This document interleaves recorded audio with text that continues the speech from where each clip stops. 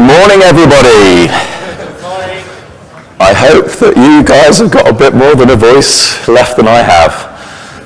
Yes, last night was a little bit special, and so that's why we delayed the start here for 30 minutes. But we're still a little bit thin on numbers, but I'm sure we'll fill up later. So yes, welcome back. I am very, very amazingly happy to announce that the repo wars are over. It's very... Woo!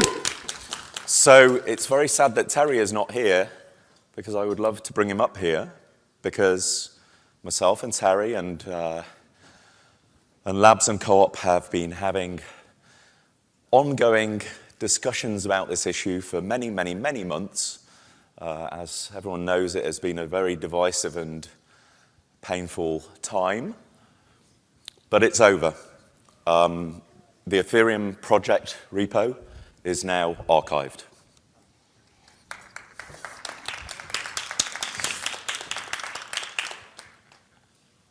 So yes, all of the individual repos show as archived. Weirdly, you don't seem to be able to archive a whole org as a single operation at the top. You have to do it on each of the repos. It's very odd.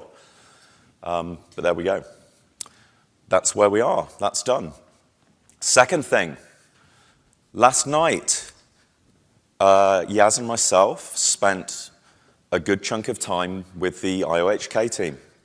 And I've made no secret of the fact that I would really love to see IOHK re-engaging as an active participant in the ETC ecosystem.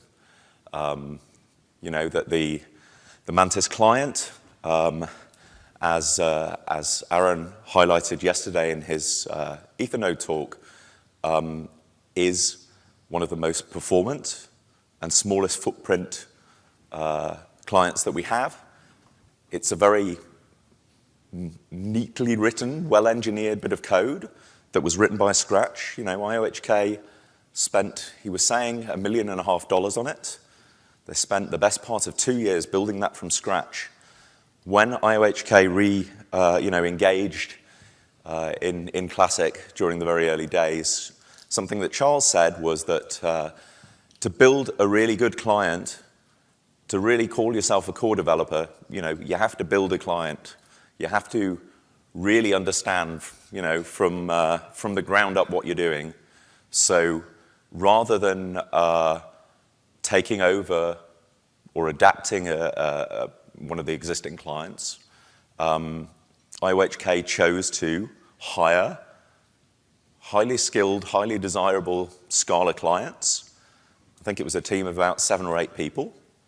And you can see there, they did video logs of all of their team meetings and showed their journey from the beginning of building up a client from the base up in a functional language.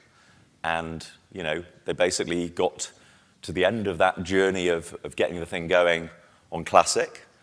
They started adding ETH support as well.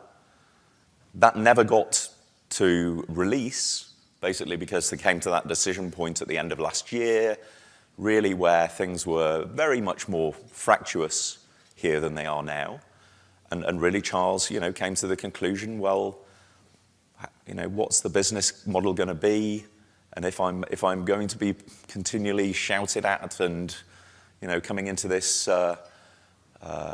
unwelcoming ecosystem, well, maybe I'm not going to do that. So they focused on Cardano, really, for the last 9 months. But based on what, we saw at that speaker dinner last night, which was quite an emotional affair, the general feeling there seemed to be that while many of us have had our disagreements and sometimes open fights, and that some of those points of distrust and disagreement remain, we are all united in our philosophy and really in our aligned incentives to make this dream happen. So Charles is having the closing keynote at the end of the afternoon today. And I'm really hoping he's going to say something that we all would like to hear. But he's not here yet. Anyway, that's me.